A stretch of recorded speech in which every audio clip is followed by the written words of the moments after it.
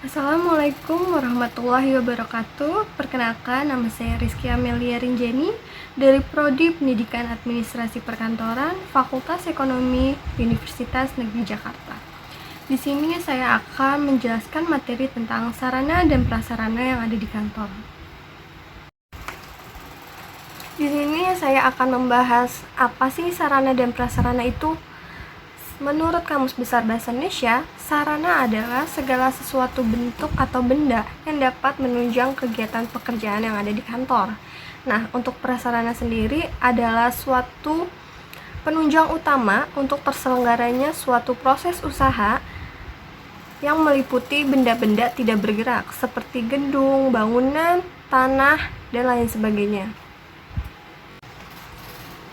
Di sini ada ruang lingkup sarana dan prasarana yang ada di kantor. Yang pertama, kita akan membahas apa aja peralatan kantor, terus ada perabot kantor, pesawat kantor, tata ruang kantor, interior kantor, dan mesin-mesin yang ada di kantor. Peralatan kantor. Peralatan kantor dibagi menjadi dua, yaitu peralatan kantor habis pakai dan peralatan kantor tidak habis pakai. Peralatan kantor habis pakai yaitu peralatan yang hanya bisa dipakai untuk satu kali pemakaian saja. Contohnya ada kertas, pulpen, map, staples, amplop, dan tinta. Peralatan kantor tidak habis pakai. Peralatan kantor tidak habis pakai yaitu peralatan yang dapat dipakai berulang kali. Contohnya seperti perforator atau pembolong kertas, stapler, gunting, pemotong kertas, telepon, dan lemari arsip. Perabot kantor atau perkakas kantor yaitu segala macam perabot kantor yang berhubungan dengan tulis-menulis dan hasil kerja kantor. Di sini bisa dilihat adalah perabot kantor yang pokok untuk menunjang pekerjaan kantor.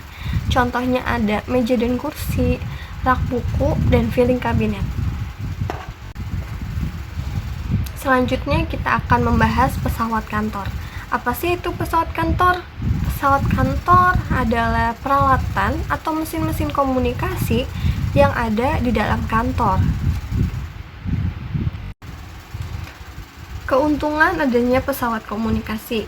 Yang pertama adalah penyampaian komunikasinya menjadi lebih cepat dan efisien. Terus ada menghemat tenaga dalam pelaksanaan tata hubungan kantor. Terus bisa meningkatkan produktivitas kerja, menghemat biaya sewa, dan mempercepat proses pekerjaan. Selanjutnya ada macam-macam pesawat kantor. Yang pertama ada faksimile, atau kita bisa sebut telecopier. Telecopier artinya mesin fotokopi atau fotokopi jarak jauh, dan disebut juga copying mesin, yang artinya mesin salinan. Disebut telecopier karena dapat memindahkan data dari komputer dan dapat langsung mencetaknya ke berbagai tempat yang dituju atau ke berbagai negara. Contoh selanjutnya ada intercom. Intercom sendiri berasal dari bahasa Inggris, yaitu intercommunication, yang artinya berhubungan yang ada di dalam. Intercom juga sering disebut dengan interphone atau intertelepon. Intercom mempunyai fungsi sebagai alat komunikasi untuk penyampaian informasi yang ada di dalam lingkup organisasi itu sendiri, antar bagian ke bagian yang lain dan antar pejabat ke pejabat yang lain. Contoh selanjutnya adalah mesin dikte atau disebut juga dengan mesin imla atau mesin diktafon. Kita sebut saja mesin diktafon. Mesin diktafon ini terdiri dari dua mesin sebenarnya. Yang pertama ada mesin transcribing dan ada mesin diktafon. Fungsi dari mesin transcribing yaitu dipergunakan untuk mendengarkan kembali dikte dari surat dan medianya. Sedangkan mesin diktafon yaitu dipergunakan untuk merekam atau mendikte. Dalam Kamus Administrasi Perkantoran, Dikatakan bahwa mesin diktafon adalah mesin kantor yang dipergunakan untuk mencatat surat kata demi kata dari dikte yang dilakukan secara lambat, sehingga dapat dicatat menjadi tulisan oleh seorang pegawai.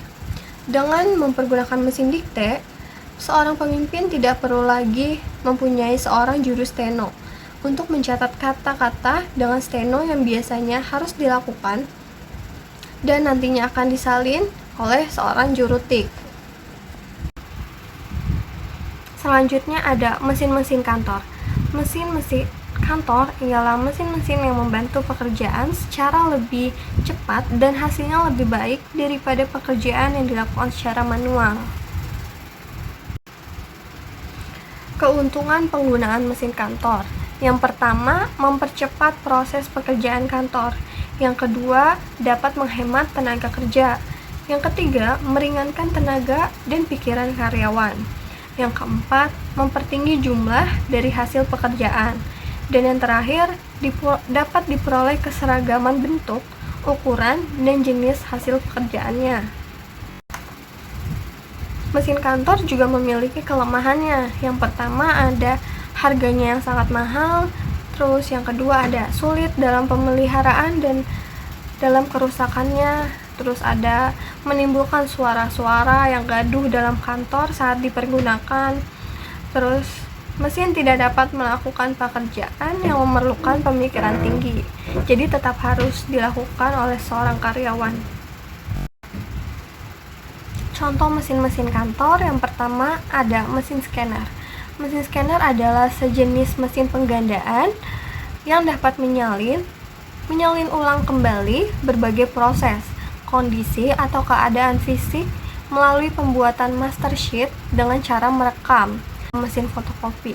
Mesin fotokopi merupakan suatu alat penggandaan secara praktis, karena setiap saat bisa diperlukan, dapat dilakukan dengan mudah, digandakan dalam waktu relatif singkat sesuai dengan kebutuhan tanpa merusak keadaan aslinya. Mesin penghancur kertas. Mesin penghancur kertas atau dokumen diperlukan untuk menghancurkan arsip-arsip atau dokumen yang sudah tidak ada nilai gunanya atau sudah kadaluarsa. Karena fungsinya sebagai penghancur kertas, maka perannya sangat besar. Selanjutnya ada interior kantor. Interior kantor mampu menciptakan suasana kantor yang lebih nyaman, indah, dan serasi. Lingkungan kantor yang dilengkapi dengan hiasan-hiasan yang menarik dan ditata sedemikian rupa menimbulkan kesan baik dari pihak luar terhadap suatu kantor, juga dapat menimbulkan rasa nyaman dan memotivasi para karyawan dalam melaksanakan pekerjaan kantor. Jenis-jenis interior kantor. Ada hiasan dinding. Hiasan dinding bukan hanya untuk sebagai pemanis ruangan agar ruangan menjadi cantik, tapi hiasan dinding juga dapat berfungsi sebagai semisal kita menaruh hiasan dinding yang bertuliskan quotes-quotes atau kata-kata yang bisa menyemangati kita, itu juga dapat bermanfaat atau dapat memotivasi para pekerja. Dan ada akuarium. Akuarium juga dapat menciptakan suasana yang lebih nyaman dengan suara airnya, dengan kita melihat ikan-ikan. Jadi bila pekerja lagi jenuh, bisa melihat akuarium untuk menghilangkan rasa jenuhnya sebentar. Dan ada juga lampu hias. Lampu hias ini bukan hanya sebagai penerang untuk proses pekerjaan, tapi juga lampu hias sekarang tuh kan sudah bermacam-macam, jadi bisa juga menambahkan sisi estetik dalam kantor. Selanjutnya ada tata ruang kantor.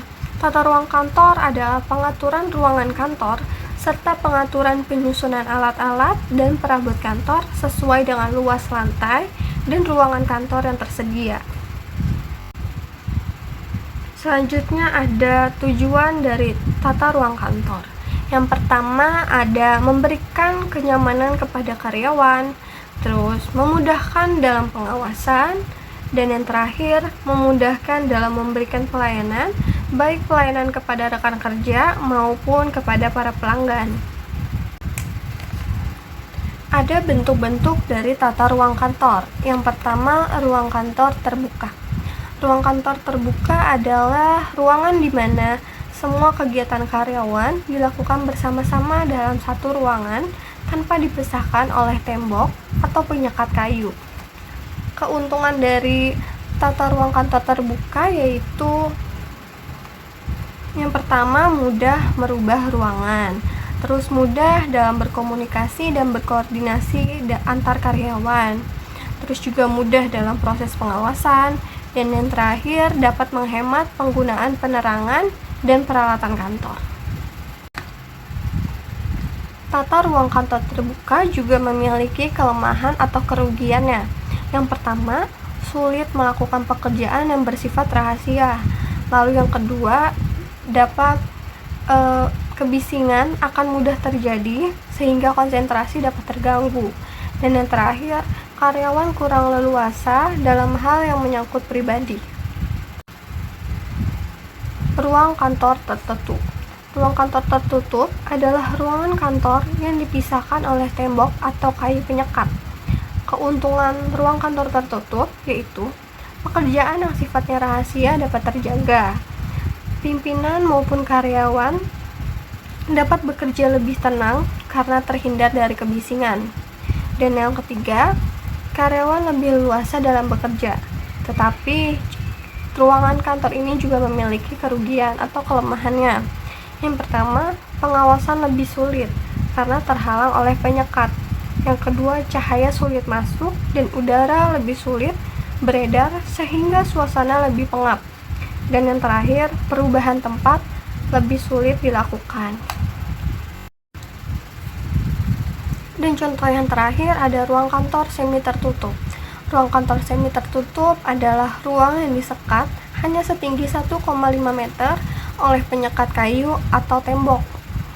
Keuntungan tata ruang kantor ini yaitu privasi kerja dapat terjaga, dan kerugian tata ruang kantor semi tertutup yaitu perubahan tempat lebih sulit untuk dilakukan.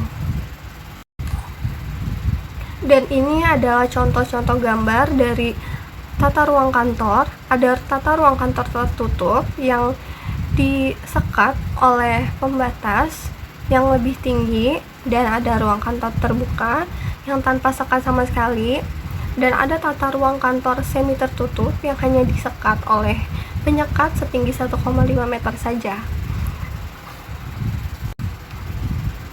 Sekian materi yang saya sampaikan. Semoga materi ini dapat bermanfaat untuk kalian yang mendengarkannya. Mohon maaf bila ada kesalahan-kesalahan kata. Terima kasih. Assalamualaikum warahmatullahi wabarakatuh.